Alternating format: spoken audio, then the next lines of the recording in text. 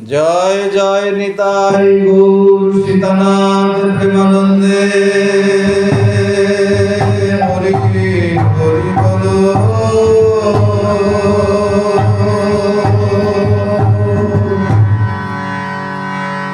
অজ্ঞানতিমিরন্ধস্য জ্ঞানাঞ্জনশলাকয়া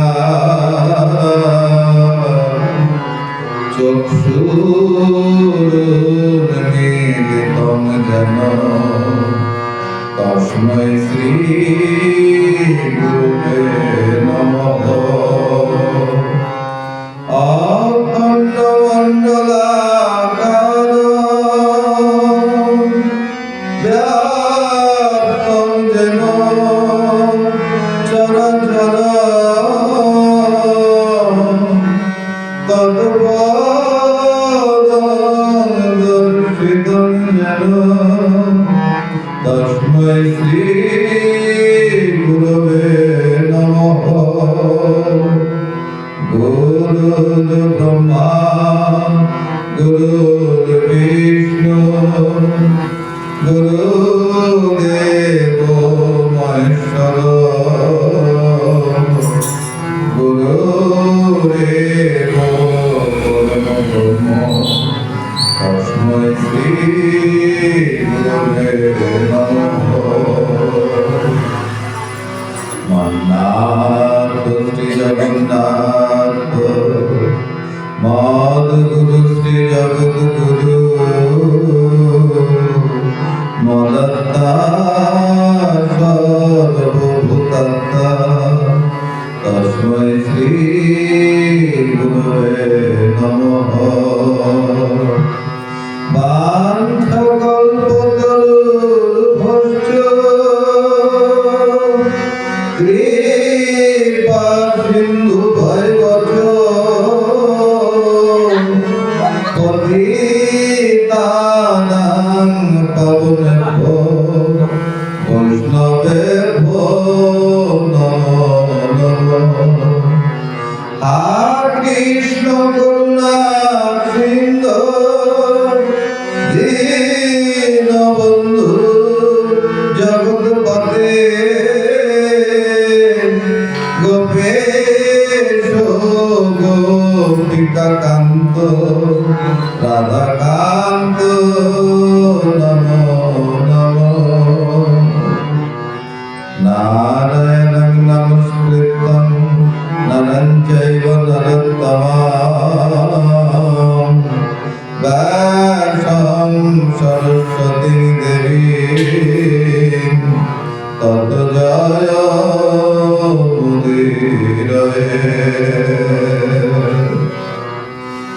জয় জয় শ্রী চৈতন্য প্রভু নিত্যানন্দ পতিত পাবন গুরুয়ং স্বামী সর্বানন্দ।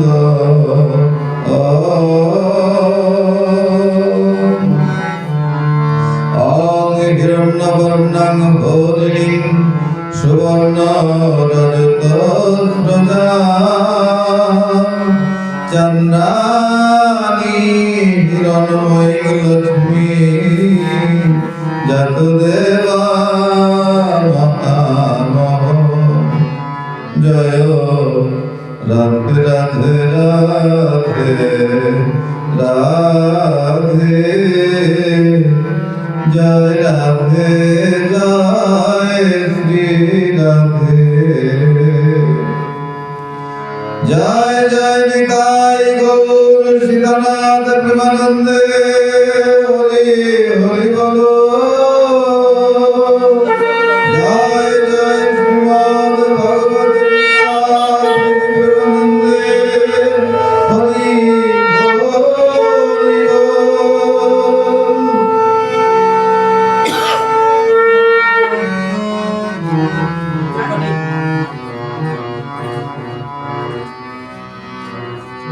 অনুপম রূপ যা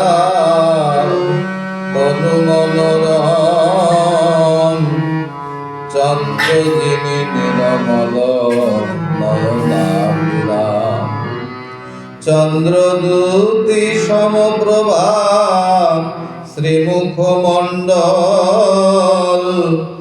বেধু মুখে মৃদু হাসি রূপ সুনির্মল, নীল পদ্ম যিনি শোভে নয়ন যুগল, অলকাতি লকা ভালে অতি নিরমল, শিরে শিখি পুচ্ছ শোভে দেখিতে সুন্দর, আঘর রক্তিম যিনি উদিত ভাস্কর, মধুর মুরলীর ধ্বনি মুগ্ধ গোপীগণ, যশোদা জীবন ধন যিনি নারায়ণ, গুরু চন্দনের শ্যাম তনু বিভূষিত, ভক্তের হৃদয়ে যিনি সদা বিরাজিত, কৃষ্ণ নাম হরি নাম যে শুনে চতুর, ভজ কৃষ্ণ সে বড় মধুর, ব্রহ্মায়াদি দেব যারে ধ্যানে নাহি পায়, সে নামে বঞ্চিত হলে কি হবে উপায়, মহাভারতের লাগি তেজি বৃন্দাবন, দ্রৌপদীর লজ্জা হরি কইলা নিবারণ, সাধু পরিত্রাণয়ান দুষ্টের বিনাশ, সারথি বেশেতে হরি অর্জুনের পাশ, কোন কালে না পাইবে সমবন্ধু, গীতা পাঠ কর করিবে ভব সিন্ধু, কৃষ্ণ বল কৃষ্ণ বল গোপামন মন, না ভজিলে কৃষ্ণচন্দ্র গীতা বেজন করেন পতন, অবহেলে পায় রাধা কৃষ্ণের চরণ, পার্থে প্রবোধিতে যিনি নিজে নারায়ণ, কুরুক্ষেত্রে গীতা শাস্ত্র করেন কীর্তন, ব্যাসের রচিত মহাভারতের ভাব, অষ্টাদশ অধ্যায়ে গীতা করিলা প্রকাশ, এই গীতা পাঠে হয় দুঃখ নিবারণ, অদ্বৈত অমৃত গীতা করিলা বর্ষণ, ভব ভয় হরা গীতা দেবী ভগবতী, প্রণমী চরণে তব আমি যে সম্প্রতি, আশ্রিতের দীন বন্ধু চালক হরি, গীতা জ্ঞান দাতা তুমি তোমার নমস্করি, অন্তিম সময়ে দেবা করে গীতা ধ্যান, সর্বপাপ নাশী সেই বৈকুণ্ঠেতে যান, জয় জয় শ্রীমদ ভাগবত গীতা।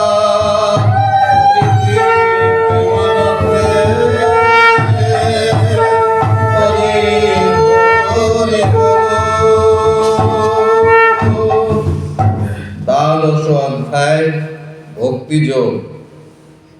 অর্জুন কহিলেন, তোমাতে যে জনচিত্ত করে সমর্পণ, উপাসনা করে তোমার সদা সর্বক্ষণ, অব্যক্ত ব্রহ্মে যে জন উপাসনা করে।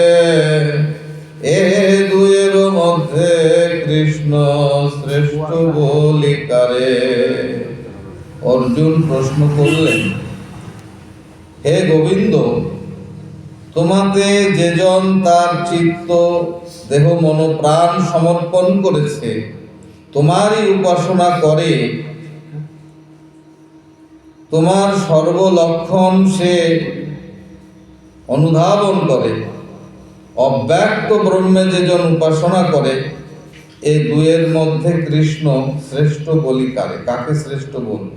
একজন ব্যক্ত, একজন মূর্ত, একজন অমূর্ত, একজন ব্যক্ত আর একজন অব্যক্ত, একজন সাকার আর একজন নিরাকার। এই দুয়ের মধ্যে কাকে আমি শ্রেষ্ঠ বলব? অর্জুন এই প্রশ্নটা করলেন। এবার শ্রী ভগবান কি বলছেন?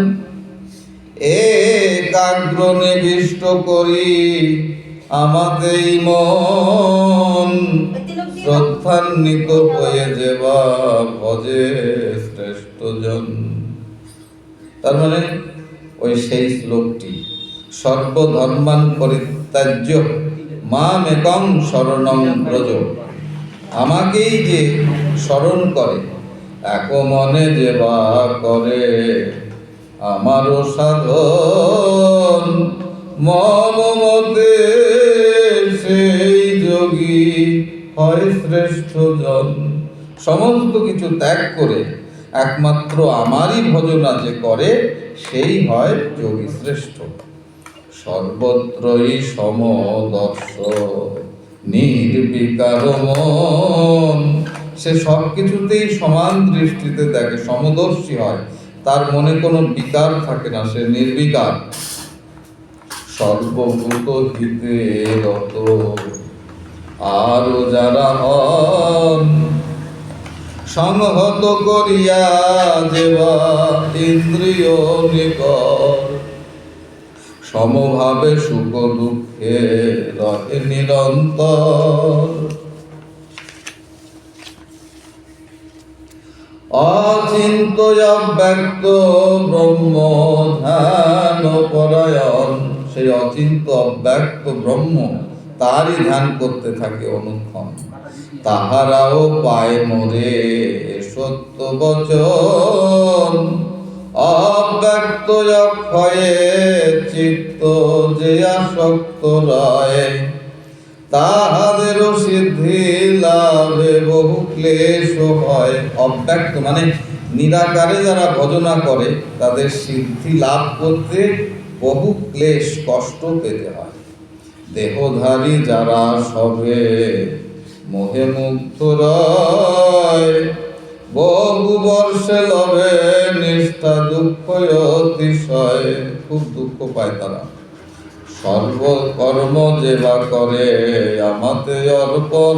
সমস্ত কর্মই যে আমাকে অর্পণ করে দিয়েছে, আত্মনিবেদন করে দিয়েছে, আত্মসমর্পণ করে দিয়েছে। একনিষ্ঠ ভাবে যে মত পরায়ণ, যে আমারই পরায়ণ একেবারে, যে বা করে এক মনে আমারও সাধনা, সর্বরূপে সিদ্ধ করি তাহারও বাসনা। আমি তার মনোবাঞ্ছা পূর্ণ করি। আমাতে নিবিষ্ট মন থাকয়ে যাহা, সদায় আমি করে থাকি তাহার উদ্ধার। মৃত্যুময় এ সংসার সাগর হইতে, শীঘ্র তারা পায় মুক্তি আমারও কৃপাতে। এই সংসার মৃত্যুময়। প্রত্যেক দিন প্রতি মুহূর্তে কেউ না কেউ মৃত্যু মুখে পতিত হচ্ছে, তাই এই সংসার হচ্ছে মৃত্যুময়।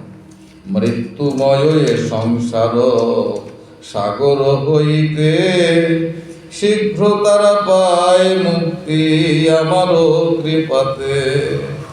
হে অর্জুন, আমাতে করি মন স্থির, আমাদের নিবেশ করো তোমার বুদ্ধির। তোমার সব বোধ বুদ্ধির নিবেশ আমাতেই ন্যস্ত করো, তাহলে ঊর্ধ্ব দেশে রবে আমাকে, তাহলে তোমার ঊর্ধ্বগতি হবে। এ হাতে সংশয় আর কিছু মাত্র নেই, এতে কোনো সংশয় নেই। অসমর্থ হও যদি ওকে ধনঞ্জয়, তুমি যদি সফল নাও হও, চিত্ত স্থির আমার পরে রাখিবে নিশ্চয়, আমার প্রতি তোমার চিত্ত লগ্ন রেখো। তা বলে অভ্যাস যোগে দেখো বারবার, আমার সান্নিধ্য তুমি পাবে আবার। অভ্যাস যোগের মাধ্যমে তুমি আমারই সান্নিধ্য আবার পাবে। অভ্যাসেও অসমর্থ তুমি যদি হও, তুমি যদি অভ্যাস করতে অসমর্থ হও, না পারো, আমারও কর্তব্য কর্মে নিয়োজিত রও, তাহলে আমার কর্মে তুমি নিজেকে নিয়োজিত করো। আমারও কর্মের জোরে তুমি ধনঞ্জয়, মোক্ষ ফল অনায়াসে পাইবে নিশ্চয়। আমার কর্ম, আমার কাজ যদি তুমি করো, তাহলে এই মোক্ষ ফল অনায়াসেই তুমি লাভ করবে। কথাটা কেমন? সবাই তো নাম করে না, কেউ নাম কীর্তন করে, কেউ শ্রবণ করে, কেউ ওই আসরের বিছানাটা পেতে দেয়, কেউ বাঁশটা বেঁধে দেয়, কেউ মাইক লাগায়। এসবই কিন্তু গোবিন্দের কাজ। যে এই কর্মের সঙ্গে যুক্ত আছে সেই মোক্ষ ফল অনায়াসে লাভ করবে, কেউ বঞ্চিত হবে না। অসমর্থ ইহাতেও যদি তুমি হও, আমারে সরিয়ে তুমি স্থির চিত্তে রও, তাতেও যদি তুমি অসমর্থ হও, না পারো, তাহলে আমার প্রতি মনটাকে লগ্ন রেখে তুমি স্থিরভাবে বসে থাকো। কর্মফল ত্যাগে তুমি হও যত্নবান, তুমি কর্মফলের আশা করো না, শুধু কর্ম করে যাও। অচিরে পাইবে মোরে ওহে মতিমান, তাহলে অচিরেই তুমি আমাকে লাভ করতে পারবে। অভ্যাস হইতে শ্রেষ্ঠ জ্ঞান ধনঞ্জয়, অভ্যাস যোগের থেকে জ্ঞান যোগ শ্রেষ্ঠ হয়। জ্ঞান হতে শ্রেষ্ঠ ধ্যান প্রদান নিশ্চয়, আর জ্ঞান থেকে শ্রেষ্ঠ হলো ধ্যান, ধ্যান যোগ। ধ্যান হতে কর্মফল ত্যাগ শ্রেষ্ঠ হয়, কর্মের ফলও যে ত্যাগ করে, কর্মের ফল চায় না, ত্যাগী পরম শান্তি জানিব নিশ্চয়। ত্যাগেই পরম শান্তি পাওয়া যায়, ভোগে নয়। দেশ নাই হিংসা নাই প্রিয় সর্বজন, সেখানে কোনো হিংসা দেশ নেই, সবাই প্রিয়, সবাই আমার আপন তখন, কেহই দূরে নয়। মমতায় অহংকার শূন্য যিনি হন, মমতা অহংকার এগুলো যিনি শূন্য হন, দুঃখে সুখে সমজ্ঞান ক্ষমা পরায়ণ, সুখ দুঃখে সে সমান জ্ঞান করে, সুখেও সে গোবিন্দকে ডাকে, দুঃখেও সে গোবিন্দকে ডাকে। দৃঢ় ব্রত জিতেন্দ্রিয় যোগী স্থির মন, আমাতেই সমর্পিত বুদ্ধি আর মন, তার মন বুদ্ধি সব আমাকেই সমর্পণ করে দিয়েছে। সেই মম প্রিয় ভক্ত নিশ্চয় সেজন, যা হতে উদ্বিগ্ন প্রাপ্ত কেহ নাহি হন। আমাকেই যে মন প্রাণ সমর্পণ করেছে সেই আমার সবচেয়ে প্রিয় ভক্ত। ভীত চিত্ত অন্য হতে সেহ নাহি নয়, হর্ষ ক্রোধ ঈর্ষা ভয় মুক্ত সেই জন। হর্ষ মানে আনন্দ, ঈর্ষা মানে হিংসা, এগুলো থেকে সে মুক্ত থাকে। ভয়োদ্বেগহীন ব্যক্তি মোর প্রিয়জন, নিরপেক্ষ শুচি সদা পবিত্র যে জন, বাসনা রহিত দক্ষ সদা যিনি হন, সংকল্প বিকল্প শূন্য চিন্তা শূন্য রন, সে জনই আমার ভক্ত প্রিয় হন তিনি। দেশ নাই করে দেবা হর্ষ নাহি হয়, ইচ্ছা নাহি শোক নাহি ভালো মন্দের রয়, পাপ নাহি পুণ্য নাহি সদা শান্তিময়। সে পাপ পুণ্যের ভয় করে না, নরক পানে যায় না সে, তো থাকে না সে স্বর্গ আসে, সে সদাই শান্তির দেশে বাস করে। তা শান্তির দেশে যেতে গেলে শান্ত রতি বিনে পাবি কি সে ধনে, শান্তিপুরে গিয়ে একবার বসবে কি মনে। সে জনই আমার প্রিয় অতিশয় হয়, শত্রু মিত্রে দেখি যার নাই ভেদ জ্ঞান। শত্রু মিত্র বলেও তার কোনো ভেদাভেদ নেই, মান অপমান যার উভয়ের সমান। তার কাছে অপমানও যা, মানও তাই, সম্মানও তাই। এইরকম ভক্ত আমার সবচেয়ে প্রিয়। তো সেরকম এক ভক্তের অন্বেষণে একবার নারদ এবং শ্রীকৃষ্ণ বের হয়ে পড়লেন। নারদ প্রশ্ন করলেন, হে গোবিন্দ, তোমার সবচেয়ে প্রিয় ভক্ত কে বলো দেখি, চলো তাকে একবার দেখে আসি। তখন নারদ আর ভগবান শ্রীকৃষ্ণ গোলক বিহারী নারায়ণ, তিনি গোলক বৈকুণ্ঠ ত্যাগ করে এই মর্তভূমিতে নেমে এলেন। দুজন সন্ন্যাসীর বেশে তারা ইতস্তত পরিভ্রমণ করতে লাগলেন। ভ্রমণ করতে করতে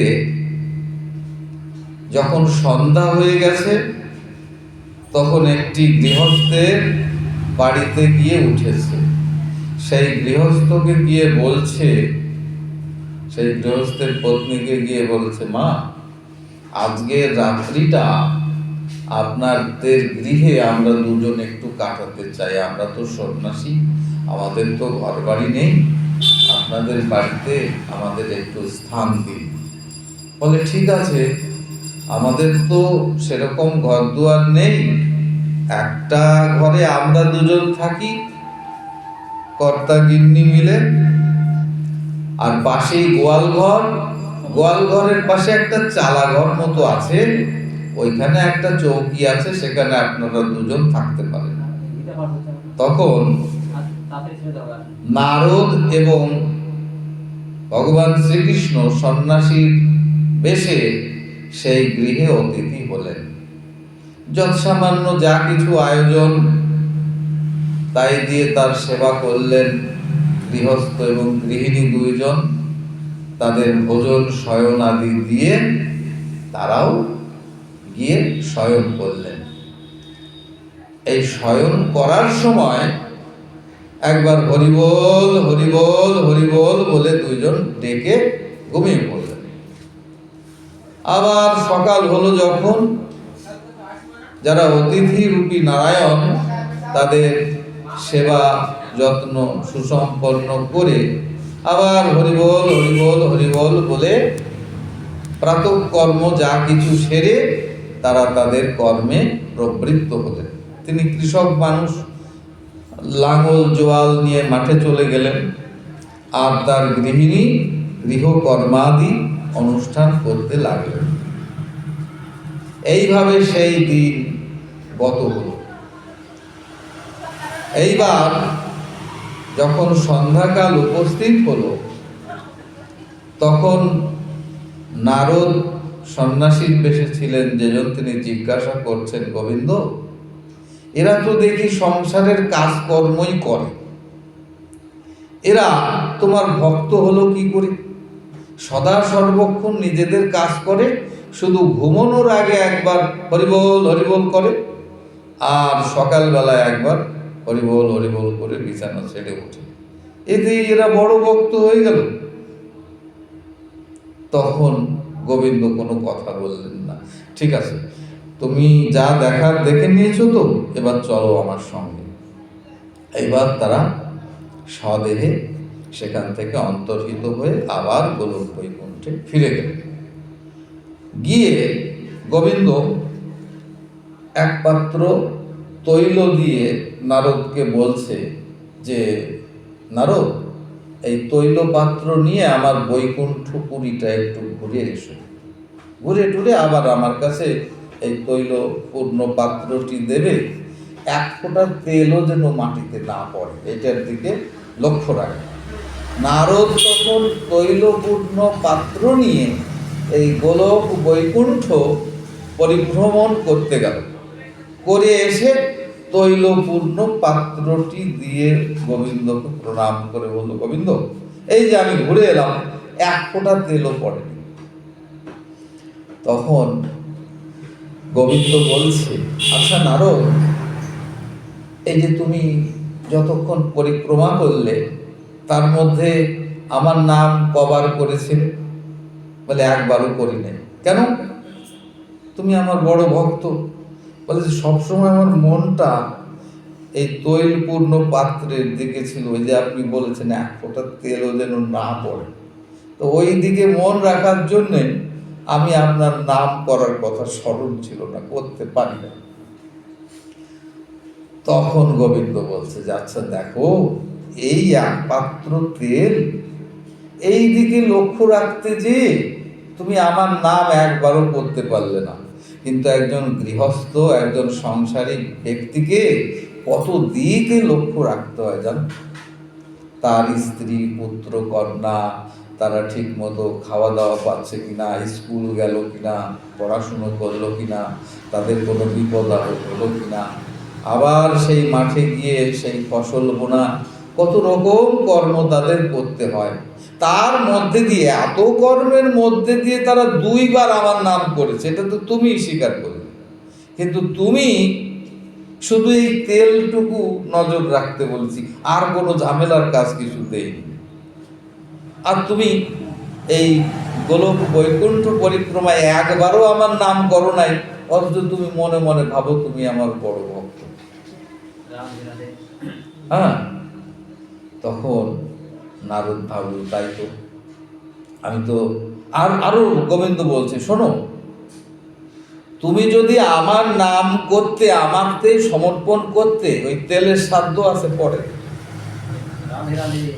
আমাকে স্মরণ করে তুমি যদি তৈল পাত্র নিয়ে পরিভ্রমণ করতে, ওই তৈল রক্ষার কাজ আমি করতাম। তাহলে তুমি তো আমাকে আত্মসমর্পণ করো নাই, তাহলে তুমি কি করে ওর থেকে বড় ভক্ত নিজেকে মনে করো?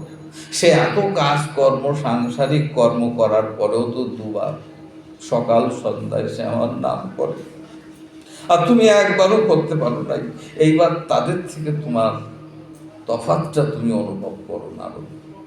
তখন নারদের মোহভঙ্গ হলো যে, গোবিন্দ, আমার বড় অহংকার ছিল যে আমি তোমার বড় ভক্ত, আমি সদা সর্বক্ষণ এই বিনা যন্ত্রে তোমার নাম গুণগান গাই, কিন্তু সেই অহংকার আজকে আর আমার নাই। হ্যাঁ, তুমি দর্পহারী শ্রী মধুসূদন, আমার দর্পের করলে বিচূর্ণীকরণ। শীত উষ্ণ সুখ দুঃখে আসক্তিবিহীন। ভক্ত কেমন? শীত না গরম, না সুখ না দুঃখ, সে জ্ঞান নাই, একমাত্র গোবিন্দেই তার জ্ঞান। কামনা বাসনা নাই যার কোনদিন, নিন্দা স্তুতি বাক্যে রহে একান্ত ভাবে যে, মৌনী আর সন্তুষ্ট যাহা রহে তাহাতেই। তাকে কেউ নিন্দা করলো না প্রশংসা করলো, সেদিকে সে বিবেচনা করে না, সে সর্ব অবস্থায় সমজ্ঞান করে। আশ্রয় যাহার নাই স্থির চিত্ত যা,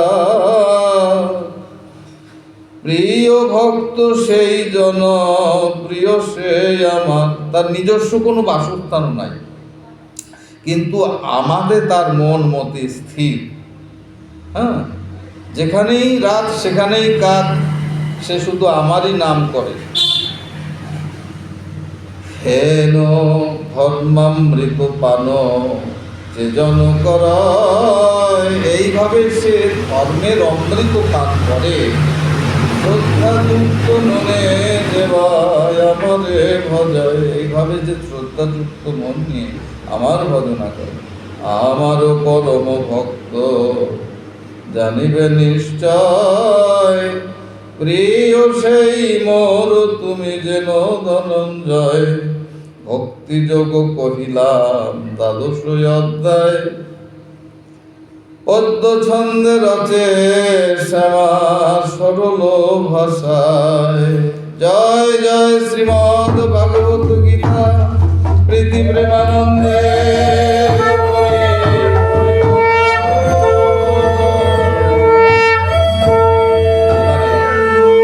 গীতা মাহাত্ম্য, গীতা মাহাত্ম্য না পাঠ করলে গীতা পাঠ সার্থক হয় না। ঋষি কহিলেন, নারায়ণ ক্ষেত্রে ব্যাস করেছিল যুক্তি, গীতার মাহাত্ম্য শুনিবার এ যে ভক্তি। সেই সব কথা সবে জিজ্ঞাসিল সুতে, দেবর্ষি মহর্ষি করি যত ছিল ক্ষেত্রে। সুত কহিলেন, সনকাদি সকলের কথা যে শুনিয়া, তদ উত্তরে কহে সুত আনন্দিত হিয়া। আনন্দ হৃদয় বলছে, গীতার মাহাত্ম্য কথা উচ্চতম হয়। কিছু মাত্র বলি আমি হয়ে নিঃসংশয়, একমাত্র পূর্ণরূপে কৃষ্ণই অবগত। জানেন কিছু যে তার পার্থ কুন্তি সুত, ব্যাস শুক যাজ্ঞবল্ক আরো যে জনক। সব কিছু জ্ঞাত ফল নহে তো সম্যক, পরস্পর মুখে যাহা করেছি শ্রবণ। সকলে মিলিয়া তারা করে যে কীর্তন। আমি কিন্তু ব্যাস মুখে শুনেছি যে রূপ, বলবি সকলি আমি জানিব সেরূপ। আমি ব্যাসের মুখে যেমনটি শুনেছি তেমনই বর্ণনা দিচ্ছি। সর্বোপনিষদ ধেনু দহে নন্দ সুত, সমস্ত উপনিষদগুলো ধেনুবৎসের ন্যায়। আর নন্দসুত ভগবান শ্রীকৃষ্ণ তা দহন করছেন। পার্থ বৎস ভোক্তা হন সুদিগণ যত। পার্থ হলেন সেই ধেনুর বৎস বা বাছুর, আর ভোক্তা আপনারা সবাই যারা এই গীতামৃত পান করছেন। সুমিষ্ট সে দুগ্ধ হয় করিলে দহন, নাম তার গীতামৃত করহ শ্রবণ। তারই নাম গীতামৃত, সকলে শ্রবণ করো আনন্দ চিত্তে। পার্থের সারত্ব যিনি করিয়া গ্রহণ, বিশ্বহিতে গীতামৃত সুধা বিতরণ। নিয়ত যে লোকত্রয় মঙ্গল সাধনে, নমি সেই নর ব্রহ্ম কৃষ্ণ নারায়ণে। মহাসিন্ধু পারে যেতে যার ইচ্ছা চায়, আর হনে গীতা করি বহি পারে যায়। অভ্যাস যোগেতে নিত্য যেই মুক্তি পাশে, না কি যার গীতা জ্ঞান শুনি শিশু হাসে। গীতা শাস্ত্রে যার জ্ঞান নাই তাকে দেখে শিশুও হাসতে থাকে। অহোরাত্র গীতা শাস্ত্র শুনে পড়ে যারা, রাতভর যারা গীতা শাস্ত্র অধ্যয়ন করে, দেবতুল্য নর হয় নিষ্ঠা ভক্তি তারা, তারা দেবতার সমান হয়ে যায়। মানুষই দেবতা হয়, হয় অবতার। এই নরদেহেই সে দেবদেহ লাভ করতে পারে। গীতা জ্ঞানে শুদ্ধ ভক্তি বোঝাবার তরে গীতা তত্ত্ব শোনালেন শ্রীকৃষ্ণ পার্থেরে। এই তত্ত্ব বোঝাবার জন্যে ভগবান শ্রীকৃষ্ণ পার্থকে গীতা শ্রবণ করালেন। ভক্তি মুক্তি লবে সেই অষ্টাদশ অধ্যায়, প্রেম ভক্তি কর্মে যাতে চিত্ত শুদ্ধি হয়, সাধু জন গীতা স্নানে সুপবিত্র হয়। শ্রদ্ধাহীনে হস্তি স্নান তুল্য সে যে কয়, নাহি জানে গীতা শাস্ত্র পঠন পাঠন, নর লোকে ব্যর্থ কাম যেন সেই জন। যে অগম তার চেয়ে গীতা নাহি জানে, ধিক তারে সংসারে কুলশীল মানে। অধমতা হতে নাই গীতা যে না জানে, ধিক তার দেহে শিলে ধনে আর মানে। যে না জানে গীতা তার ধিক প্রতিষ্ঠায়, প্রারব্ধে মহত্তে ধিক দানেও পূজায়। বিফল সকলি তার যে না জানে গীতা, ধিক ব্রত নিষ্ঠা তপ যশ জ্ঞান দাতা।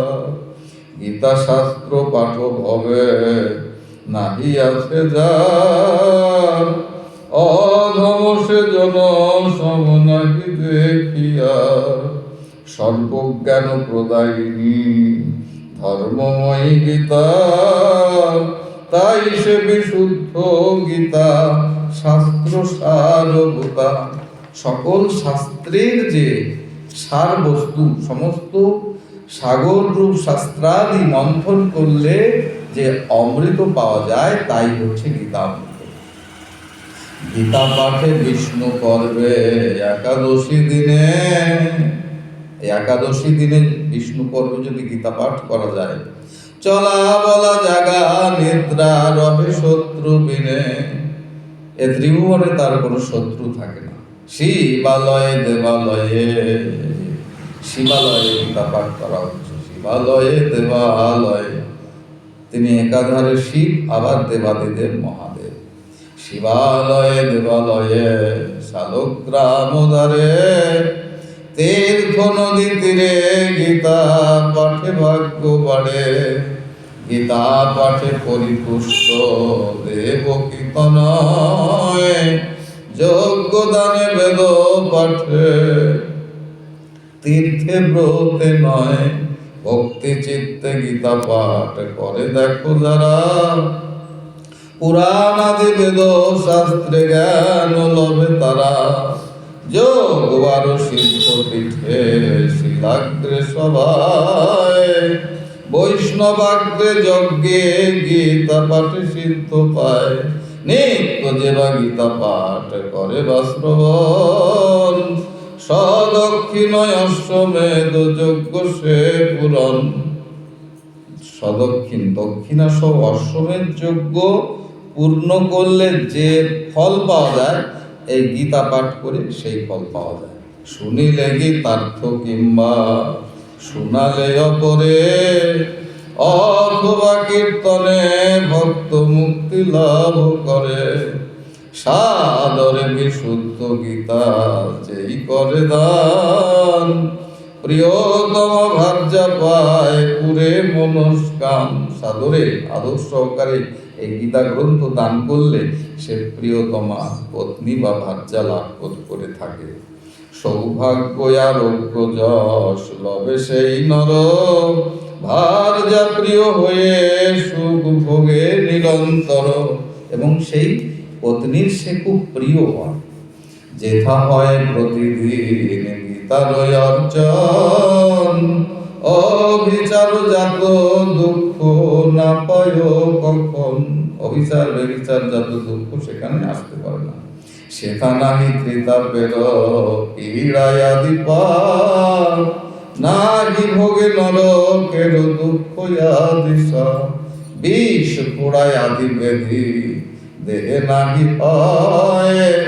কৃষ্ণ পদে দাস্য ভক্তি সদা যার রয়। দাস্য সখ্য বাৎসল্য মধুর, এই হচ্ছে কতগুলো সাধনার ধারা। দাস্য ভক্তি, সখ্য ভক্তি, দাস্য সখ্য বাৎসল্য, তারপরে হচ্ছে মধুর আরতি। এই চতুর্মার্গে কৃষ্ণের সাধনা ভজনা করে থাকে ভক্তরা। প্রারব্ধেরও বসে সুখ দুঃখ তার হয়। জীবে সদা কর্ম মুক্ত গীতাতে যে রয়। গীতাধ্যায়ীরাও যদি অতি পাপী হয়। পদ্মপত্রে জল তুল্য সর্ব পাপ ক্ষয়। অতি পাপীরাও যদি এই গীতা শ্রবণ করে পদ্মপত্রে জলের ন্যায়, তার সর্ব পাপ ক্ষয় হয়ে যায়। অনাচার জাত পাপ নিন্দনীয় যাহা। অভক্ষ সে ভোজনেতে সৃষ্ট দোষ তাহা। আমরা সবসময় তো সুখাদ্য ভোজন করতে পারি না। অখাদ্য যদি কেউ খেয়ে ফেলে, সেই দোষও গীতা পাঠ শ্রবণে কেটে যায়। জ্ঞানাজ্ঞান ইন্দ্রিয় জনিত পাপ যাহা। সর্বপাপে মুক্ত হয় গীতা পাঠে তাহা। যথা তথা ব্রজনেতে প্রতিগ্রাহী জন। গীতার পাঠক পাপে কবু লিপ্ত নন।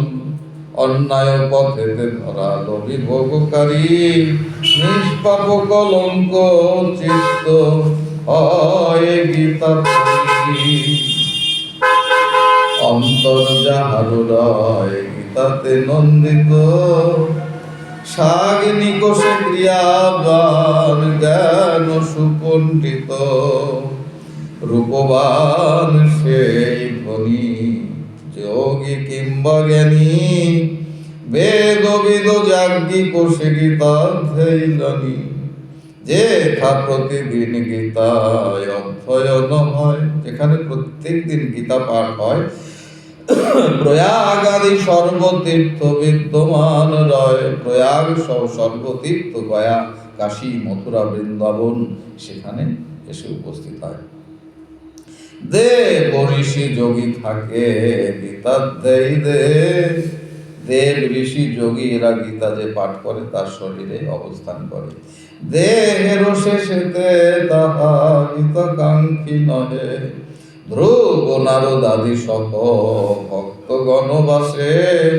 বালকৃষ্ণ শ্রী গোপাল গীতা স্থানে আসে। বালকৃষ্ণ ছোট্ট গোপাল এই গীতা পাঠের কাছে চলে আসে। অদৃশ্য অবস্থায় সেও গীতা পাঠ শ্রবণ করে। আমরা হয়তো দেখতে পাচ্ছি না, কিন্তু সে আছে আমাদের মধ্যে, এখানে কোথাও আছে। গীতা চিন্তা গীতা পাঠ সদা যেথা হয়। রাধা সহ কৃষ্ণ সেথায় আনন্দিত রয়। রাধা কৃষ্ণ এসে উপস্থিত হয়। শ্রী ভগবান তাই বলেন, গীতাই হৃদয় মম মোর গীতা সার। গীতা মোর জ্ঞান আর উত্তম আহার। এই যে যা কিছু তাকে আহার দিয়েছ না, এই গীতা পাঠই তার সর্বশ্রেষ্ঠ আহার। গীতাই উত্তম স্থান, এই আহারটাই তিনি গ্রহণ করেন। আর ওই যে যা প্রসাদ তা তো পড়েই থাকে, ভক্তবৃন্দের সেটা সেবা নেয়। গীতাই উত্তম স্থান, গীতা শ্রেষ্ঠ যার। গীতা মম শ্রেষ্ঠ গুরু গুচ্ছ যে আমার। গীতাই আমার গুরু, গোবিন্দ বলছে। গীতাশ্রয়ে বাস করি, গীতা যে জীবন। গীতার আশ্রয়ে বাস করি, আর গীতাই আমার জীবন। জ্ঞান আশ্রয় গীতা মম ত্রিলোক পালন। শ্রেষ্ঠ বিদ্যা ব্রহ্ম রূপা ভবে মম গীতা। অর্ধমাত্রা জুতা সদা নিত্য বাক্যাতীতা। শুনো পার্থ গীতা কত বুঝছ নাম ধরে। সেই গীতা নামে দেখো সর্ব পাপ হরে। সব পাপ থেকে মুক্তি পাওয়া যায়। গঙ্গা ভবাগ্নি ত্রিসন্ধ্যা গীতা পতিব্রতা। বেদত্রয়ী ব্রহ্ম বিদ্যা সাবিত্রী ও সীতা। অর্ধমাত্রা চিদানন্দা বিমুক্ত গেহিনী।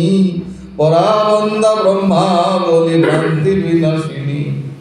সত্য তত্ত্বার্থ জ্ঞান মঞ্জরি যে নামেতে। যেন পার্থ এক নাময়া ছয় গীতাতে, অন্তিম কালেতে জপে গীতা নাম যারা, সিদ্ধি জ্ঞান লোভী পরে মুক্ত হয় তারা। সম্পূর্ণ পাঠেতে যদি শক্তি নাহি হয়, অর্ধ পাঠে গোদান তুল্য পূর্ণ যে নিশ্চয়। অর্ধেক পাঠ করলেও গোদান সমপরিমাণ পূর্ণ হয়। 3 ভাগ পাঠে সমযোগ ফলদয়, ষড়াংশ পাঠেতে গঙ্গা স্থান ফলদয়। নিত্য পাঠে 2 অধ্যায় ইন্দ্রলোকে যায়, এক কল্পকাল তথা বাসে শান্তি পায়। 1 অধ্যায় ভক্তি ফলে করিলে পঠন, গত হয়ে রুদ্রলোকে বাস হয়ে অনুক্ষণ। অর্ধ কিংবা সিকি পাঠ গীতা যথা হয়, শতমন্বন্তর সেই সূর্য লোকে রয়। 10 7 5 4 3 2 1, অর্ধ পাঠে অযুত বর্ষ থাকে চন্দ্র লোকে। গীতা পাঠ 1 শ্লোক কিংবা সে অধ্যায়, গীতা সরি দেহ অন্তে প্রাপ্ত মুক্ত হয়।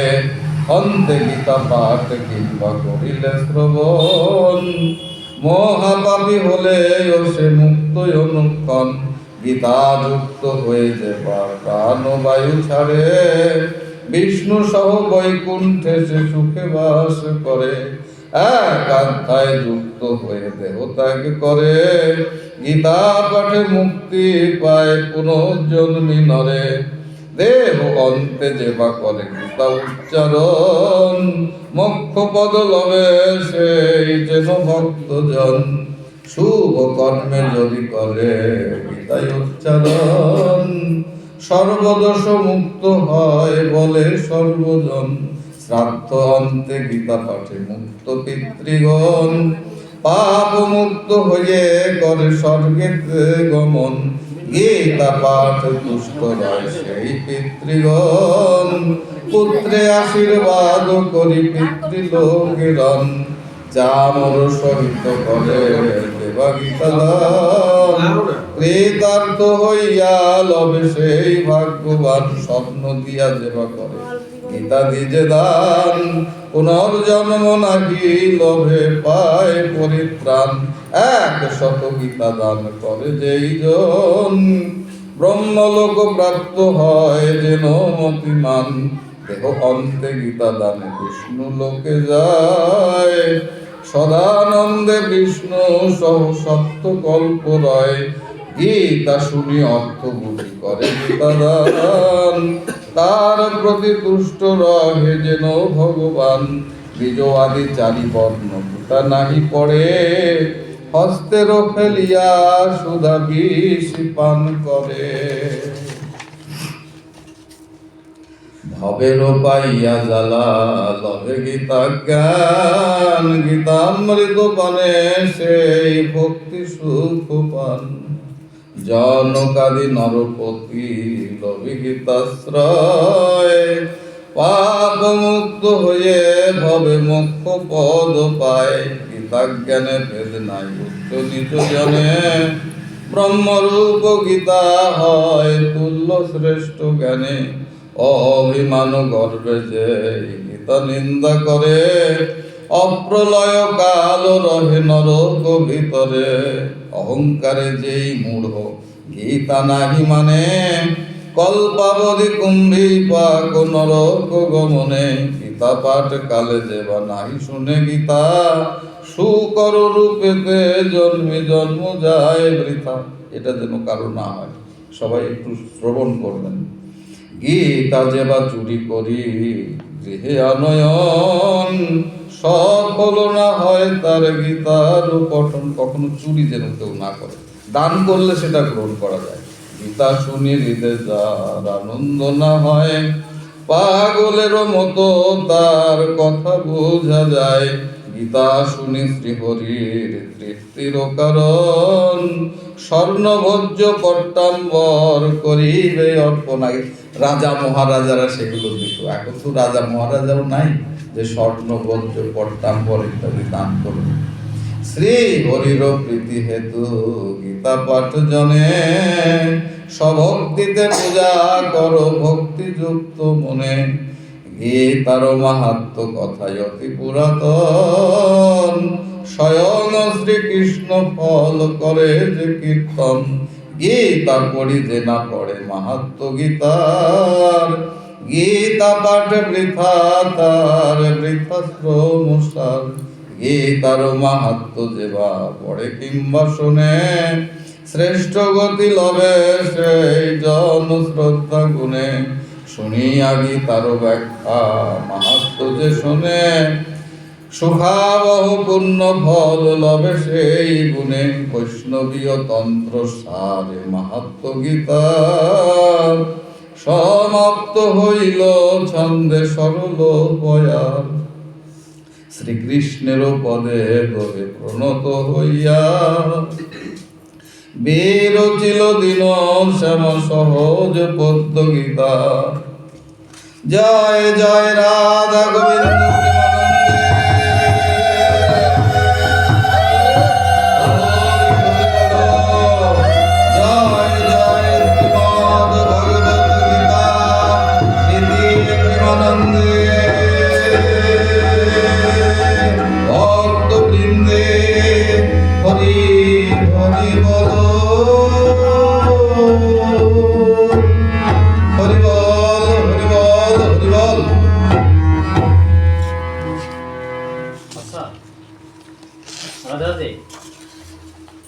দুই চার কথা একটু বলে নেন, তারপর হচ্ছে আজকের যে সাউন্ড বক্স এটা বিপুল হালদার ভগবত সেবা দান করলেন, এই বিষয়ে দুই এক কথা বলেন।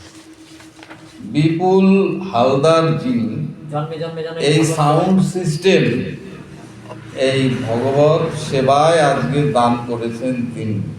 গোবিন্দ তার সর্ব প্রযত্নে সার্বিক সুকল্যাণ বিধান করুন, এই কামনা করি একেবারে মন প্রাণ থেকে। জয় জয় রাধা গোবিন্দ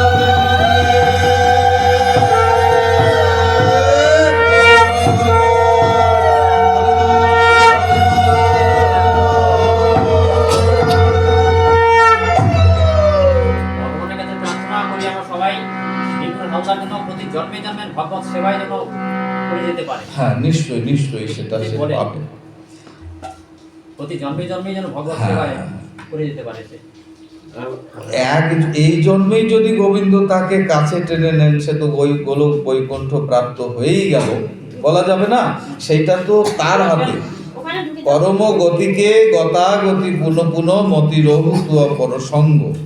সে জন্মে জন্মে করবে না এই জন্মেই গোবিন্দ তাকে গ্রহণ করে নেবে, সেইটা কিন্তু আমাদের হাতে নেই। তবে আমরা আশা করব সে যদি আরো জন্মগ্রহণ করে, এই ধরাধামে আসে, তাহলে সে যেন এই কৃষ্ণ পদে তার মতি থাকে এবং এই দানম পুণ্য কর্মম শাস্ত্রে বলেছে, এই পুণ্য কর্মের সঙ্গে যেন সে যুক্ত থাকে।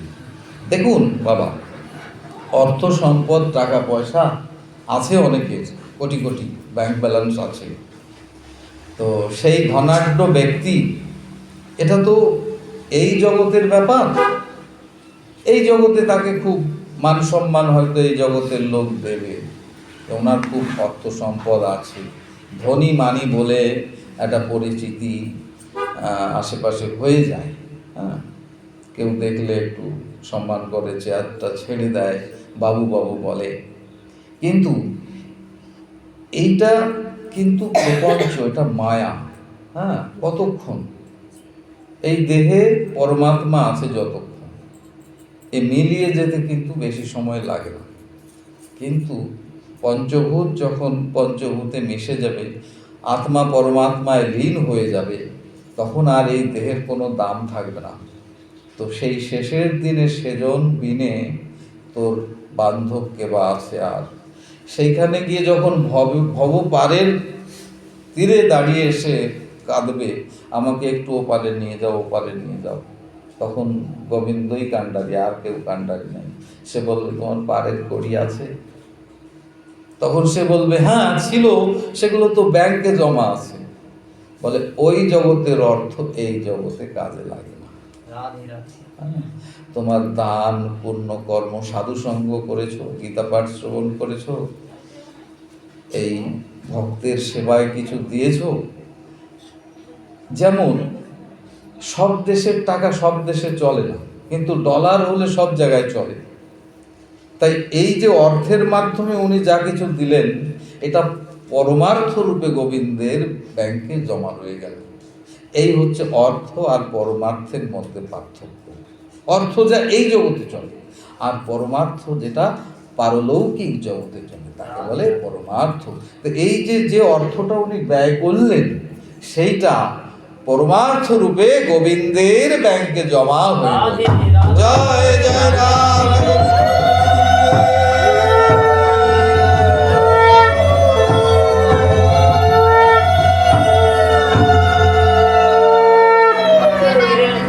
কমিটির পক্ষ থেকে বিপুল হালদারকে অসংখ্য ধন্যবাদ। হ্যাঁ, এই কমিটির পক্ষ থেকে বিপুল হালদারকে অজস্র ধন্যবাদ জানাই, সাউন্ড সিস্টেম কোটি কোটি সাধুবাদ জানাই এই সাউন্ড সিস্টেমটা প্রদান করবার জন্যে।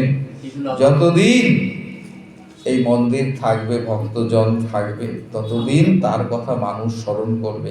আজ আমরা ব্যবহার করছি, আমরা কিন্তু চিরকাল থাকবো না, কিন্তু এই বস্তুগুলো কিন্তু থেকে যাবে।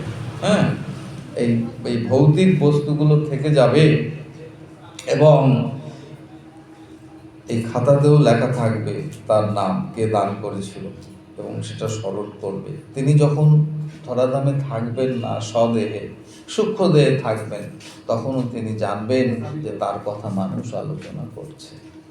হ্যাঁ, এই জন্য বলা হচ্ছে দানম পুণ্য কর্ম, দানের উপরে আর কোনো কর্ম। কথা বলে ঠিক আছে। আচ্ছা, এখন পাঠ এবং আনুষঙ্গিক কথা আদি এই পর্যন্ত রইল। এইবার আপনারা একটু সঙ্গীত আনন্দ করুন ভক্তবৃন্দ মিলে।